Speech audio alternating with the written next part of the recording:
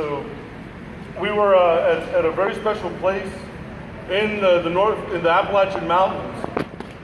And the lady that owned the land, there's a beautiful waterfall on the land, and there's a trail going up. And she said to us, I want to show you something that I haven't shown many people about this property. She told us that if you go up the waterfall, up on top where the waterfall begins, there is a clearing and the remains of a Cherokee village. And she told us the story of how during the forced removal of the Cherokee people from their homelands, many of them hid in the mountains. In this particular area, there were several families that hid, and they were betrayed. And when they were betrayed, the soldiers came, and they slaughtered the men, women, and children that were there. And that waterfall ran red with blood. And so, knowing this, we went there, we went to the site of what was left of where they had lived.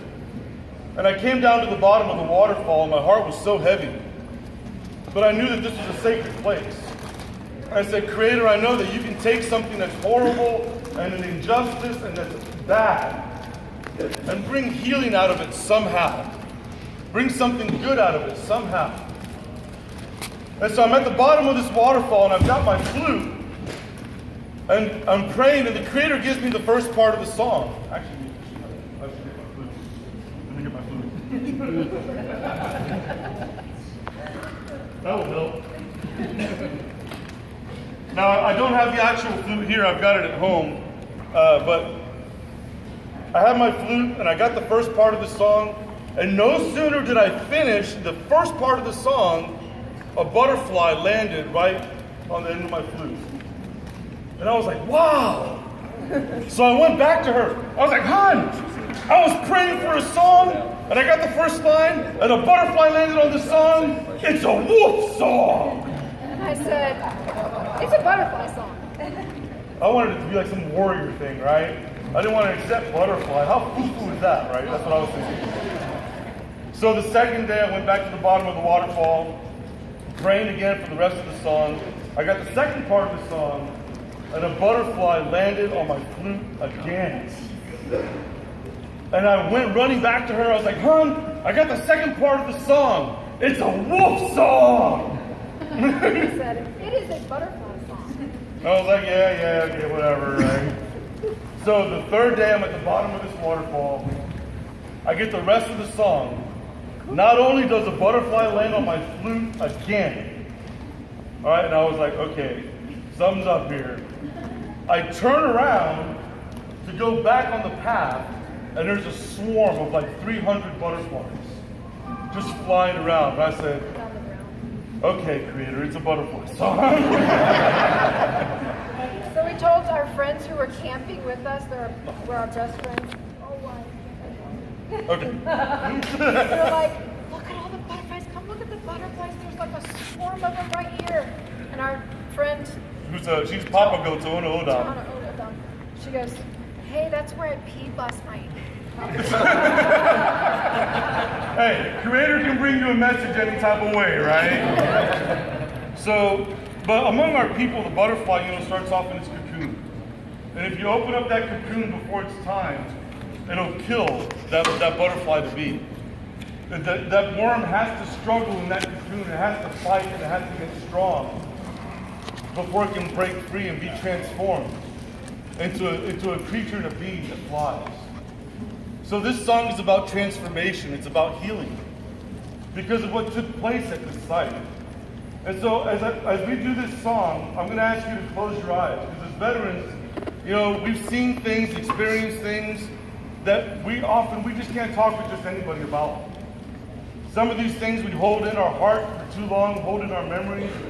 All right, the memories will remain, but we can't be healed from these things. And it wasn't until I was walking with the Creator. You can ask my wife.